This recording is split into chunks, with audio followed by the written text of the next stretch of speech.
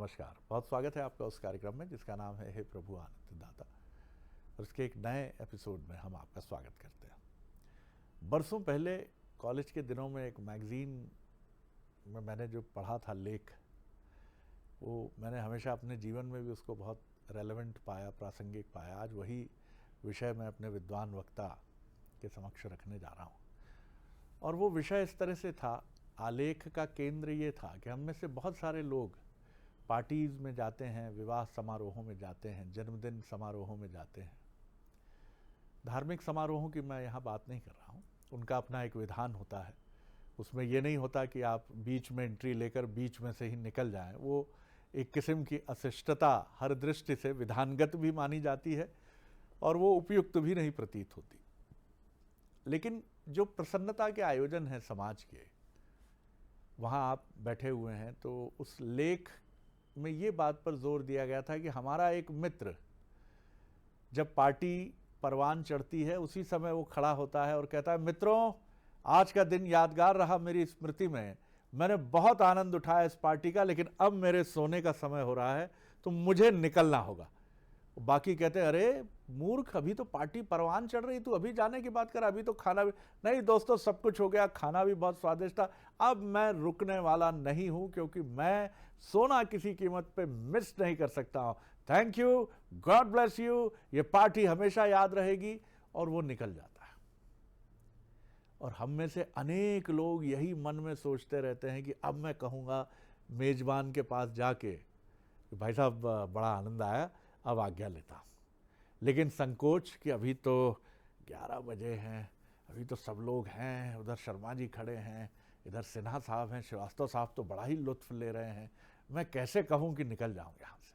और ये सोचते सोचते कुड़कुड़ाते जब रात को 1:30 बजे आप पत्नी और बच्चों के साथ जाते हैं, तो पत्नी कहती है, कल बच्चों को स्कूल कैसे भेजूंगी, क्या करूँ मैं, कह नहीं सकते थे जल्दी चले। अरे कैसे कह देता, बॉस की पार्टी थी, कहना मुश्किल था। वो तो चले गए भैया कह के बड़े आसानी से। फिर आप और नाराज हो जाते हो, अरे वो भुगतेगा, वो जानेगा, वो करेगा। लेकिन जीवन में ये निर्णय लेने वाला बहुत ही स्वर्ण स्पर्श वाला होता है, जो बिल्कुल सही समय पर सही निर्णय करता है, इस बात की परवाह किए बिना कि किसको क्या लगेगा। बॉस की भी पार्टी है तब भी, सर मैं माफ़ी चाहूँगा सर, कुछ परिस्थितियाँ ऐसी है कि मुझे जाना पड़ेगा, सर बहुत आनंद उठाया सर, निकल गए तीर की तरह बॉस को भी। लेकिन कई लोग इसी प्रश्न को इतना बड़ा बना लेते हैं, कैसे जाऊं, कैसे करूं, और पार्टी में रहते हुए भी वो पार्टी में नहीं होते हैं। तो ये जो भाव आपके, क्या इसके पीछे क्या आध्यात्मिक तत्व है कि आप एक निर्णय लेते हैं साहस के साथ और तुरंत पहुंचते हैं, अपनी बात कहते हैं और निकल जाते हैं। चलेंगे अपने विद्वान वक्ता, भगवत गीता के अध्येता, मानस मर्मज्ञ प्रोफेसर डॉक्टर सुरेंद्र बिहारी गोस्वामी जी के समक्ष। प्रणाम कर रहा हूँ डॉक्टर साहब। आज बड़ा लौकिक और व्यवहारिक प्रश्न आपके सामने, बड़ा व्यवहारिक प्रश्न किया है। और आज आपको सुनते हुए मैं भी सारे प्रकार के दृश्य मेरे सामने आ रहे थे जी। और मैं देख रहा था कि मनुष्य जो है ऐसी विशेषताओं में एक प्रसन्नता को प्राप्त करने जाता है या प्रसन्नता को दिखाने जाता है। ये एक दो प्रक्रियाएं, बिल्कुल सुंदर बात है जी। ये हमारे गुणों के क्षोभ से उत्पन्न होने वाला एक कष्ट ही है। पार्टी और सत्संग, आप जानते हैं सत्संग को ही पार्टी कहा जाता है अंग्रेजी में। आनंद की वर्षा तो सत्संग में ही होती है, लेकिन वो पार्टी बन जाती है। आप देखिए हमारे यहाँ भी पार्टी हो रही है, हमारे यहाँ पार्टी हो रही है महाभारत में। पार्टी में ही युधिष्ठिर जो है चौसर खेलने लगते हैं, पार्टी में युधिष्ठिर चौसर खेलने लगते हैं, और पार्टी में ही सारे लोग दांत निपोर कर खड़े हुए हैं और कोई कुछ बोल नहीं रहा है। वहां पर, वहां आनंद नहीं है। क्या द्रौपदी के चीरहरण पर किसको आनंद आ रहा था दुर्योधन के अतिरिक्त? लेकिन पार्टी हो गई थी ना। पार्टी होने से मुझे लगता है पार्टी का पा जो है वो पाप का अभ्युदय कर देने वाला होता है क्या। और हमारे यहाँ समूह में लोग आते आपने थे। क्या पुराने समय में बुलौआ कहलाता था, बुलौआ है, आइए हमारे यहाँ जरा ये आयोजन है। हमारे यहाँ आयोजन हुआ करते थे, आयोजन आनंद के लिए योजनाबद्ध ढंग से लोग एकत्रित हुआ करते थे आनंद के लिए। वहां पर प्रसन्नता रहती थी, वहां रूप के लिए लोग एकत्रित नहीं होते थे, वहां पर स्वरूप का आनंद लेने के लिए लोग आया करते थे। वहां आंतरिक मिठास की गुणवत्ता हुआ करती थी, वहां मुस्कुराहट वास्तविक हुआ करती थी, वहां ठाके नहीं लगते थे, वहां हंसी गूंजा करती थी। हम तो ठाके लगाने जाते हैं, हम उपहास उड़ाने जाते हैं लोगों को, हम लोगों के वस्त्र आभूषण को देखने के लिए जाते हैं। मुझे क्षमा करें, अगर आप दिखावा कर रहे हैं तो फिर वो आयोजन नहीं है, फिर वो पार्टी ही होगी। क्योंकि वहां हर व्यक्ति छद्मी दायरे में, शकुनी बैठे हुए हैं वहां पर, दुर्योधन बैठे हुए हैं वहां पर, दुशासन बैठे हुए हैं वहां पर, वहां का राजा आंख मूंद कर बैठा हुआ है, वो देख नहीं रहा है। वो छोटा बच्चा जिसका जन्मदिन है, जो बमुश्किल 1.5 साल का है, वो तो कोने में रोते हुए बैठा है ना। उसको तो आया लेके 4 बार मना रही है, बार बार बोलने आ रही है कि अभी इसके भूख का टाइम हो गया है, इसको अरे देख ले बोतल में दूध दे दिया, अभी देखो ये वर्मा जी आए हैं, शर्मा जी आए हैं, उनको देखना है। आनंद कहाँ है? वहां पर आनंद नहीं है, वहां की प्रक्रियाओं में नहीं है। तो ये एक दिखावा की प्रक्रिया होती है वहां पर। और सत्संग हमारे यहाँ कब होता है, आयोजन हमारे यहाँ कब होता है? आप देखिए, कृष्ण पार्टी छोड़ करके आयोजन में पहुंचे, संघ में पहुंचे। कहा? विदुर के यहाँ। कहाँ पहुंचे? विदुर के यहाँ। अपनत्व जहां पर है, जी, जी। आप अपने यहाँ उन्हीं को बुलाइए जिनके साथ आपका अपनत्व होता है। जब भी आप दिखावा कर रहे हैं तो वहां पर आप त्रिताप के घेरे में। हमारे यहाँ 3 गुण इसीलिए बनाया, इनका विक्षोभ विक्षेप हर जगह होता है। मैं कह रहा हूं, लेकिन ये इतना कड़वा यथार्थ है कि इसके विक्षेप से कोई वंचित नहीं हो सकता संसार में। जहां भी हम आधिभौतिक ताप से घिर जाते हैं, त्रिताप कहे गए हमारे यहाँ, वहां हम सब कुछ दिखावा की रणनीति में चलते हैं। हमारा सारी प्रक्रियाएं दिखावा में होती है। इससे कोई वंचित नहीं है। द्रौपदी भी तो वंचित नहीं है। महाभारत इसीलिए तो हुआ है।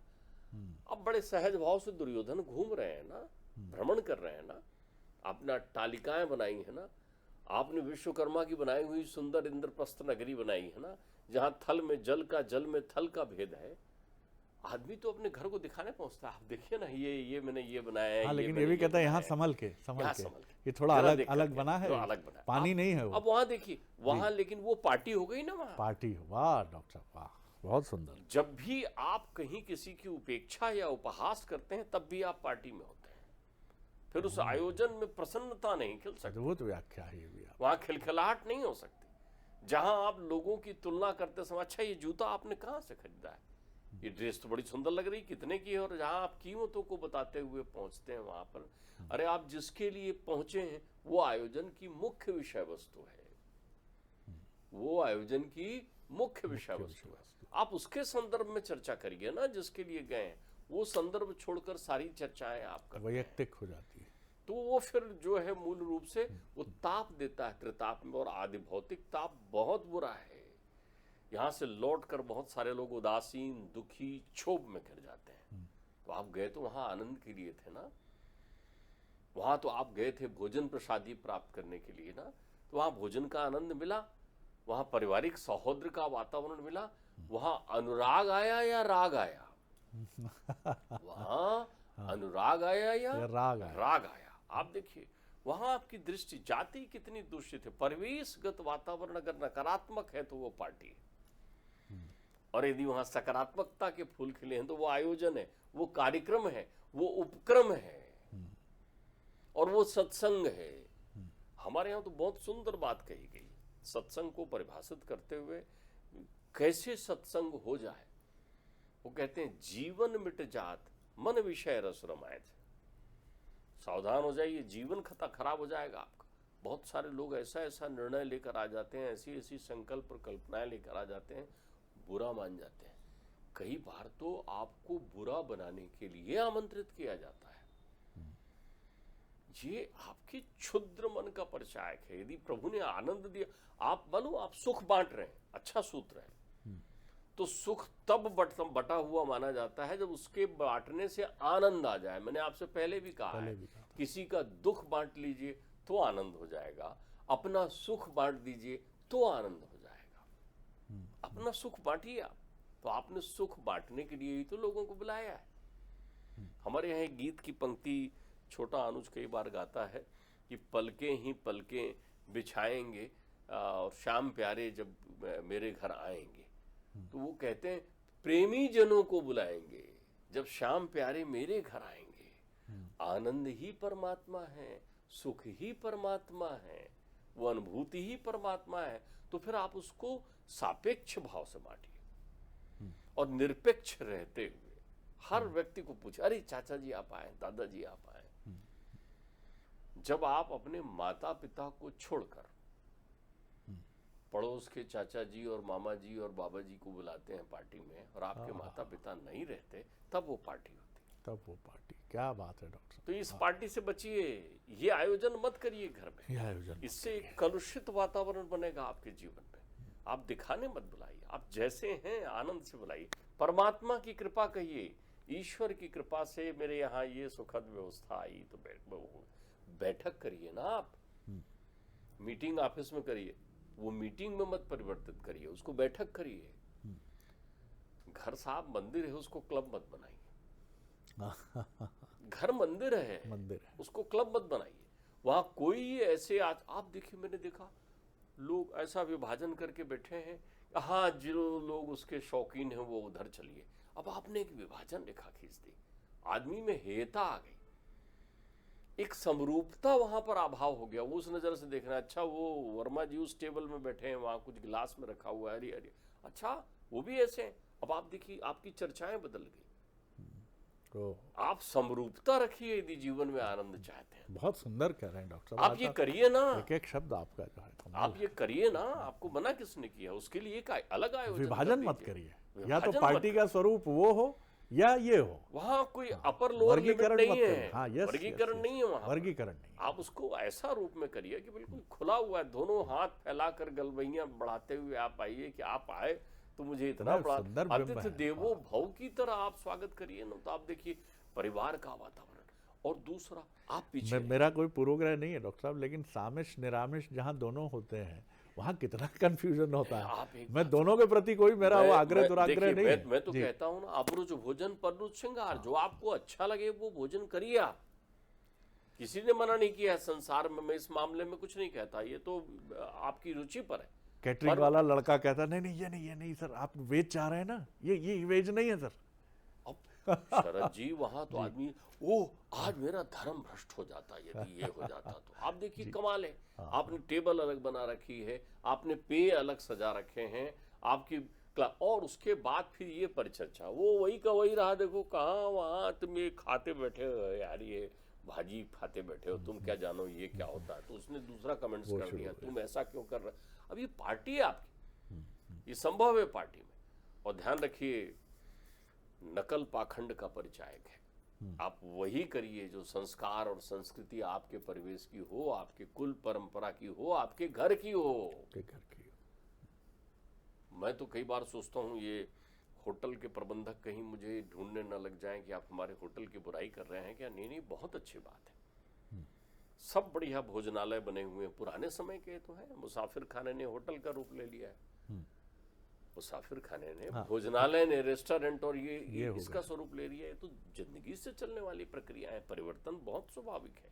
लेकिन आप अपने मूल स्वरूप को न छोड़िए, अपने स्वभाव के अनुकूल करिए।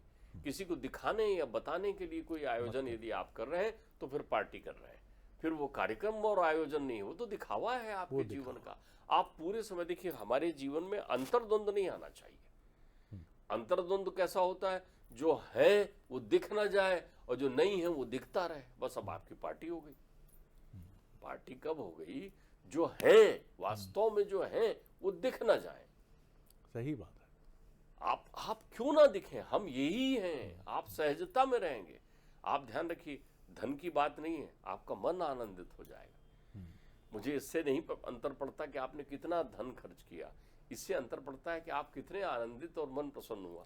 भोजन का स्वाद बदल जाता है, लोगों के व्यवहार में बड़ा परिवर्तन आ जाता है, आत्मीयता के संपुट बढ़ जाते हैं, तब सत्संग होता है। जीवन मिट जात मन विषय रस रमाए से। और उसी पंक्ति में आगे एक बड़ी अच्छी बात की, आदर मिट जात रोज रोज घर के जाए से। सही बात। जैसे आदर रोज रोज जाने से घट जाता है, वैसे ध्यान रखिए ये रोज रोज वाली प्रक्रिया नहीं है आपकी।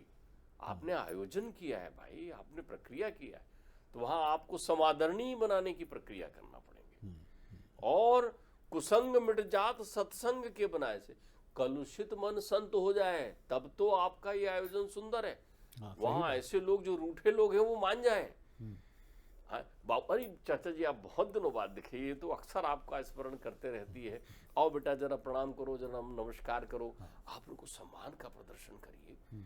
आप खाली, आपको दिखाना है अपनी प्रक्रियाओं को, अंतर्मन को प्रसन्न चित्त रखना है। तो हमारे जीवन में ये आदि भौतिक ताप है, इसके लिए ही वेद कहता है इसको त्याग भाव से भोग, त्याग भाव से भोग, दिखा मत, तेरे सर ना चढ़ जाए, तेरी अपनी प्रक्रियाओं को दूषित ना कर दे। तेन त्यक्तेन भुंजीता, इसीलिए कहा है, ये मूल स्वरूप है। ईशावास्योपनिषद ने ऐसा नहीं है, एक सूत्र के माध्यम से कितनी सुंदर बात कही है, तेन त्यक्तेन भुंजीता। किसका है, कब है? तो ऐसे लोग, अब बहुत अच्छी पार्टी रही और हम चलते हैं, ये बैठकों में होता है, मीटिंग की व्यवस्थाएं हैं वहां पर। आप मिलिए ना, 4 यार मिलिए, कलयुग की रात गुलजार करिए। आप जैसा वो गीत की पंक्ति है, 4 यार मिलना है, रात हो गुलजार करिए ना, किसने मना किया है? वो आप उसको इस रूप में मत करिए कि जहां समूह भी हो और एकाकी भी आप अपने आप को एक वीतरागी बना करके अलग से चला रहे हो। आनंदित करिए। मैंने तो देखा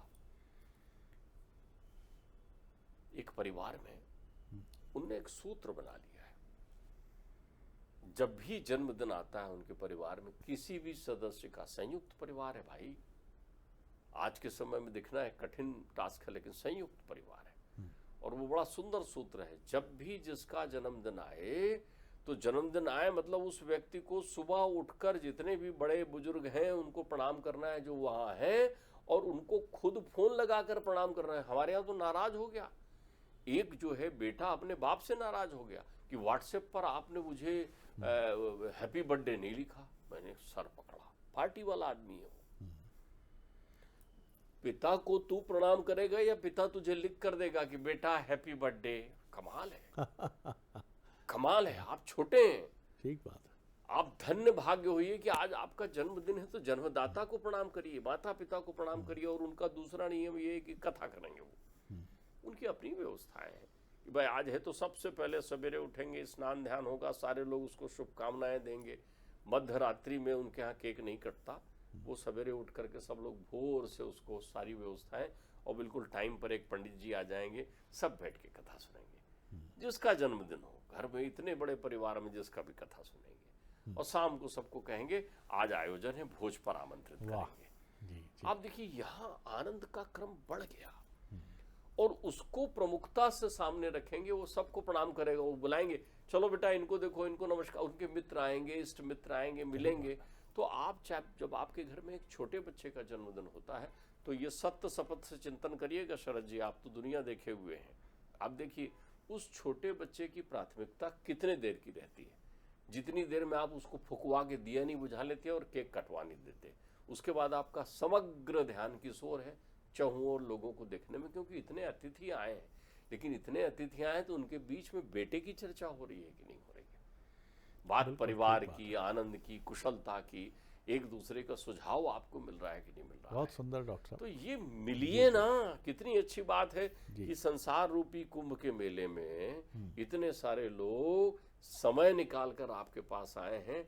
हर समय मूल्यवान है, क्योंकि जीवन में प्रत्येक क्षण का अपना महत्व है। तो वो समय जो एक ऐतिहासिक कल में परिवर्तित हो जाएगा, वो आपके जीवन में बीतते समय सुख की उत्पत्ति करके गया कि नहीं, ये आपके आयोजन। बिल्कुल सही बात है। और इसीलिए द्वंद्व या फिर खिन्नता या उद्विग्नता जो आपके आचरण में आती है, वो कहीं ना कहीं एक नकारात्मक चिंतन से आती है। और इसीलिए भाव मन में आता है कि कोई नाराज़ हो गया तो, किसी को अच्छा नहीं लगा तो। और इसके पहले भी कुछ एक प्रसंगों पर हमने एक रूसी कहानी का यहाँ जिक्र किया है, जहाँ एक क्लर्क एक बड़े अधिकारी की पीठ पर छींक देता है पीछे एक नाटक देखते समय, और उसे लगता है कि अब तो उसका जीवन संकट में होगा, क्योंकि ये व्यक्ति शासन तंत्र में बड़ा प्रभाव रखता है। जिस अधिकारी पर वो छींकता है वो भूल भी जाता है, लेकिन वो अगले दिन उसके घर पहुंच जाता है और हाथ जोड़कर कहता है कि मैंने बड़ी अशिष्टता की, मैंने छींक दिया था, आपको याद होगा कल, उसको फिर स्मरण हो जाता है, वो फिर क्रोध से कहता है इडियट। उनको साधारण सा मैनर्स भी नहीं मालूम है, मुंह पर हाथ रख लिया जाता है छींकते समय, जा मैं तुमसे नालायक बात भी नहीं करना चाहता। अब वो घर आकर सोफे पर फिर धस जाता है। पत्नी लाख समझाती है कि कुछ नहीं होगा, लेकिन कहता नहीं अब तो अनिष्ट है, अब तो, और हार्ट अटैक से उसकी मृत्यु हो जाती है। तो अनिष्ट की आशंका हम लोगों को कितना बेचैन करती है। बॉस न जाने क्या सोच रहे होंगे, कई लोग घर में माताजी क्या सोच रही होंगी, पत्नी क्या, पड़ोसी क्या सोच रहा होगा। ये अनिष्ट की आशंका आपको बेचैन करती है और आपकी उन्मुक्तता को बांध बनाकर, स्टॉप डैम बनाकर रोक देती है। आप उन्मुक्त नहीं रह जाते, फिर आप ऐसे एक अजीब से पालतू से, माफ़ कीजिएगा, पेट हो जाते हैं कि जिसको जब जहाँ जंजीर से बांध दिया गया, जब चाह खोल कर कहा टहल ले ऐसी परिधि में। ऐसे मत होइए।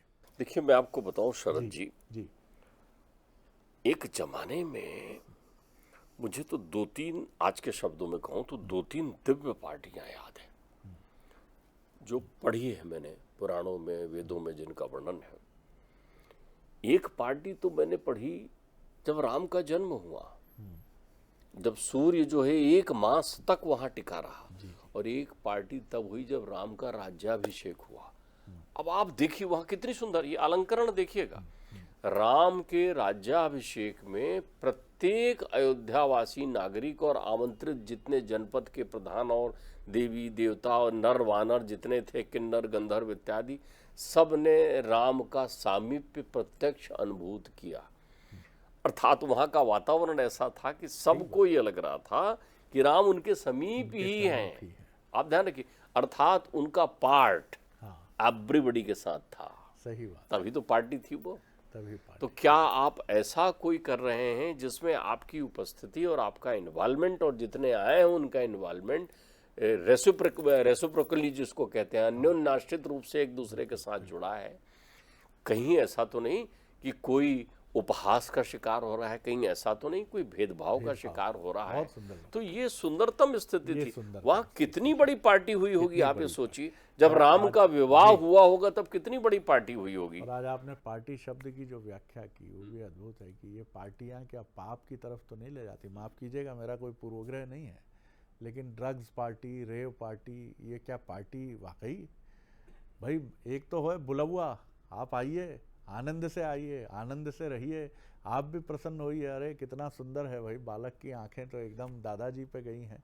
एक ये बुलबुए की पार्टी है, और एक पार्टी है कि जहां आते ही कोई किसी को ठीक से जानता नहीं है, वर्गीकरण और विभाजन है। बच्चे को हमने संस्कार देने के बजाय सिखा दिया है कि फूंक मारो मोमबत्ती पर और उसके बाद केक खाओ, सबसे इलीट बने रहो, अजीब टाइप की टोपी पहन लो और सबसे अलग दिखो, उस दिन के राजा तुम हो। वो बालक जो है, जो 5 साल का है, लेकिन वो ऐसे अहंकार से चल रहा है कि इस समय तो आई एम द किंग। और एक पार्टी वो है जहां आप कह रहे हो बेटा इनके पैर छुओ, ये दादाजी हैं, ये ताऊ जी हैं, ये पड़ोस वाले हैं, नहीं नहीं सबके पैर छुओ, नहीं नहीं, अरे आप मना भी करो, बहुत छोटा है, थक जाएगा, अरे नहीं साहब ये संस्कार है। और उसी बालक को आप बाद में इसमें आप देखिए, मृकंड ऋषि ने अपने पुत्र मार्कंडे को आशीर्वाद दिलाकर अजर अमर बना दिया था। आप ये समझिए, सबका आशीर्वाद प्राप्त करके अजर अमर। दूसरा एक बहुत सुनिश्चित सत्य है अपनी जगह कि अगर आपकी पार्टी स्वतंत्र है तो इससे आनंद कुछ नहीं हो सकता। सावधान रहें, स्वच्छंद तो नहीं है। ये भी बहुत सुंदर बात है, इससे अधिक कुछ कहने की आवश्यकता नहीं है। अगले, बहुत धन्यवाद डॉक्टर साहब, प्रणाम है आपको। अगले एपिसोड में एक और विषय लेकर उपस्थित होंगे। प्रणाम, नमस्कार।